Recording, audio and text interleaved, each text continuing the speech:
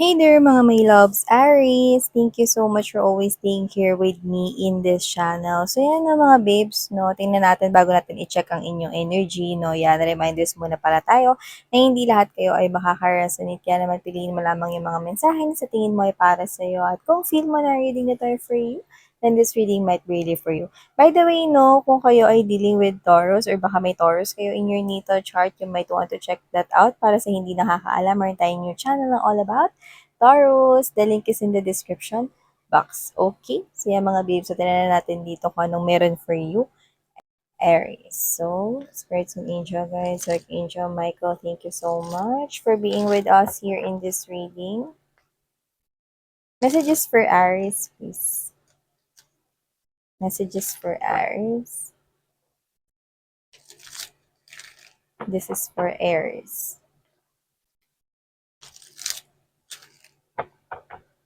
What this Aries needs to know.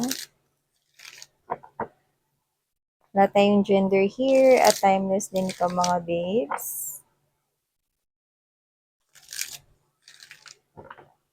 Aries.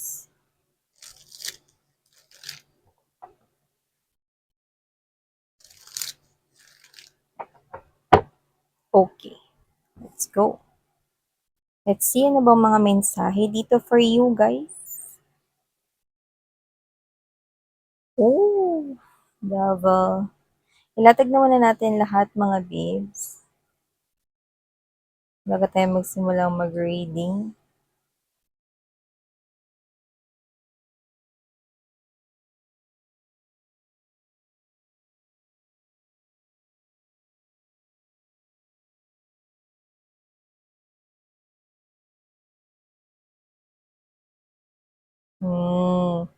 Okay. Wow!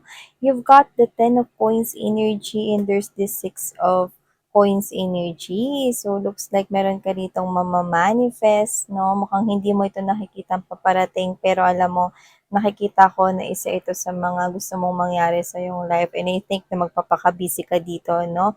For the upcoming days and months, yan, no? So, I'm seeing, no, actually 2024 for you, Aries, no? Mukhang tatapa kayo in this type of Emperor's energy, Aries na Aries, no? Aries energy to mga babes, no? Emperor we're in, this is you, no? Mas nagiging maganda ang takbo ng business. Kung may business ka or kung gusto mong pasukin ng business, go na or push na, no? Make a move right here, take action, no? Nasimulan yan. Okay. So, yung iba, hindi yan business, no? Maaring ito ay sa trabaho, no? Nakikita ko na maaari ritong matarget mo ang gusto mong mangyari dyan sa work na yan.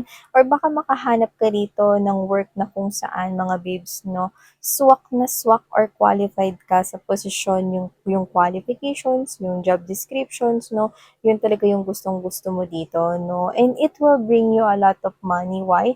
Because you will love that job. You will like that job to the point that you will love.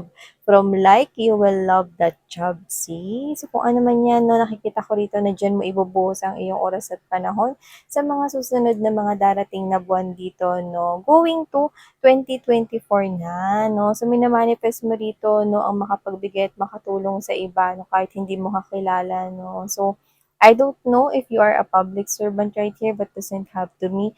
Baka meron ka lang talaga rito na parang I'm seeing a golden egg. So, it looks like, sasabihin ko kasi sana golden heart.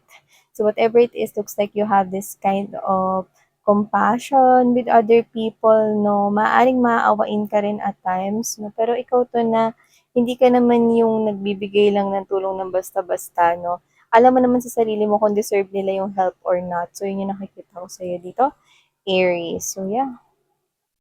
Okay.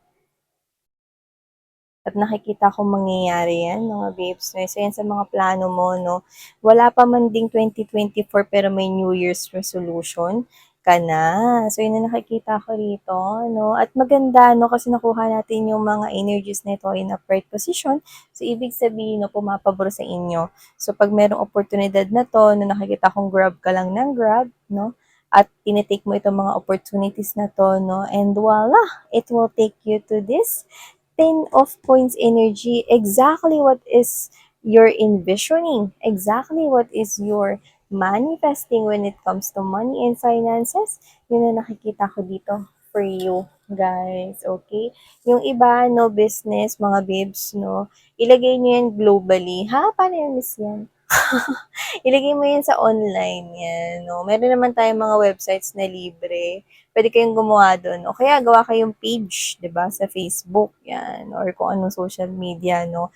Kumbaga yun na yung endorsement ninyo here. So, yan, nakikita kong papatok ito. Base sa inyong panlasa, sa kung ano yung gusto ninyo ritong gawin, no, yun yung gawin yung business. Yan. I'm seeing money, money, money, money coming and flowing to you. Aries. Yeah, you will take the lead right here. Like, yeah, who run the world? Girls. Hindi lang naman to for girls, no? Yeah, that song pops out no sa aking mind right here kasi this is you. Parang you take control here with your life. Umpisa na, no? Ng pagkakaroon mo rito ng pag-chin up, oras na para ilabas mo rito, no, ang yung galing at simula na rito i-attract ang money, money, money. Yeah, I'm seeing you attracting money at yun yung pagpupukusan ninyo in the upcoming months. Okay? Money, finances, coins, career, business. Yan, nakikita ko dito. So, by the way, aside from that, Aries, I'm seeing someone here, yan, no, na hindi ko alam kung nagka-trauma ba kayo sa tao na to. Yung iba maaring natatakot kayo sa kanya, na saktan niya kayo ulit, or 'pag makita niyo siya 'no, is parang nagkakaroon kayo ng fear. So, kung sino man siya, this person brought toxicities in your life.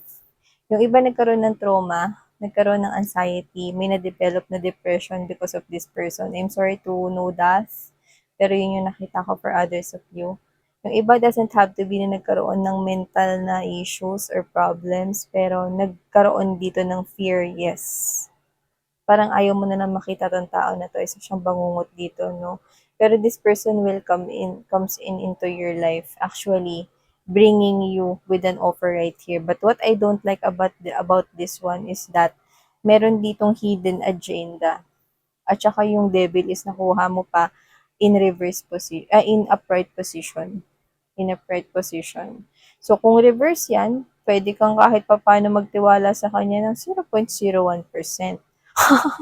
Pero dahil nakuha mo yan in upright, no? Tapos yung offer pa niya with the moon right here, hindi mo pa alam rito, no? Hindi mo mapagkatiwalaan yung offer niya rito kasi maaaring may hidden agendas. Well, maybe you're correct kasi yun rin yung nakikita ko here. If you listen into your intuition with the moon right here, you will definitely be wrong in this type of decision na gagawin mo kung sakali mong makaharap mo siya. Kasi nakikita ko siyang darating. Lalapit sa'yo, magsusorry kung sino siya, no. Dati siya ritong in-involve ka sa isang toxic na pwedeng wala namang third party para sa iba na someone else. Pero nakakasakal, nakaka-drain siya kasama, nakaka-drain siya rito na parang katuwang kung sino man siya, no. Parang imbes na mas lamang yung masaya kapag kasama mo siya, mas lamang yung stress ka. Pagkasama mo siya in the past, no? So, yung iba na may namuuritong takot, no? And I'm not seeing you letting your guards down. Yung iba naman, pwedeng hindi kayo takot mga mahal, no? Pero parang tumatak na siya sa inyong dugo, sa inyong balat, at inyo ritong isipan, mga babes, sa puso at isipan ninyo na hindi mo na siya pagkakatiwalaan ever again. So, kung sino man siya, no? Pinaranas niya kasi sa inyo yung parang nakakasakal na relationship, toxic na connection, no? Parang walang sariling kalayaan dito, no? Tsaka parang ang ano nung ano niya, nung dila niya, no? Parang pag gusto niya lang sabihin yung isang bagay kahit wala ng filter. Yung parang pag trip niya magmumura siya or parang pag trip niya pagsalitaan ka ng hindi maganda, which is to the point na parang nung mga last days na huli mo siyang nakita na dumadalas yung pagkasalita niya ng hindi maganda about you, which is nakaka-drain ng energy at nakakawalang gana, 'di ba, na makipag-deal sa kanya. So, I'm seeing na ready ka naman to fight. Actually, parang anytime ready ka naman 'no, nakataas yung sword mo rito 'pag dumating siya at kinausap ka niya 'no. Actually, ready to fight ka. Actually, parang gusto mo siya ritong awayin. Not to the point na mapapabaranggayan kayo or sa pulisya, no? Pero nakikita ko dito na ready ka na harapin siya kung sino man itong tao na 'to, 'no. Pero yun nga, hindi maaalis dito 'no, na parang parang meron ka ritong namuo na parang takot or, namuo ritong sama ng loob sa kanya, mga gano'n. Like, nag-create siya ng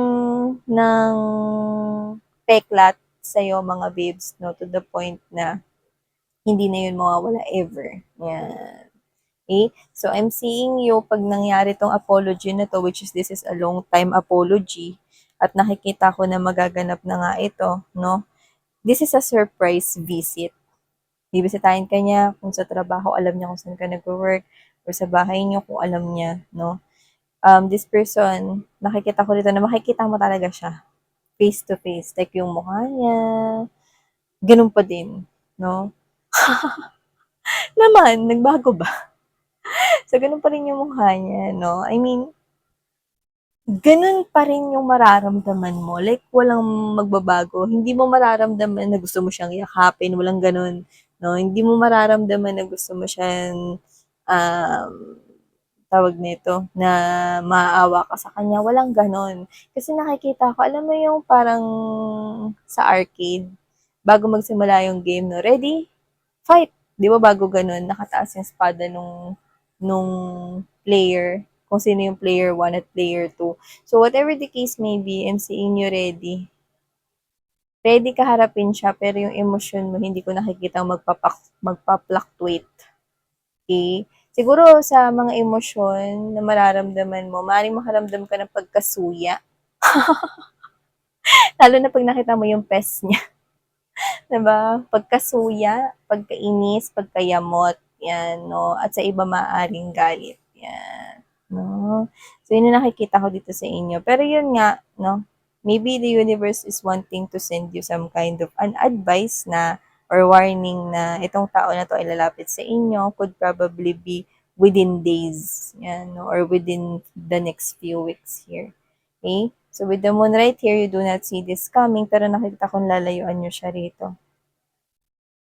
Yun ang nakikita ko. Lalayuan, i-reject niyo yung offer niya rito, like wala siyang mapapalaya from you guys.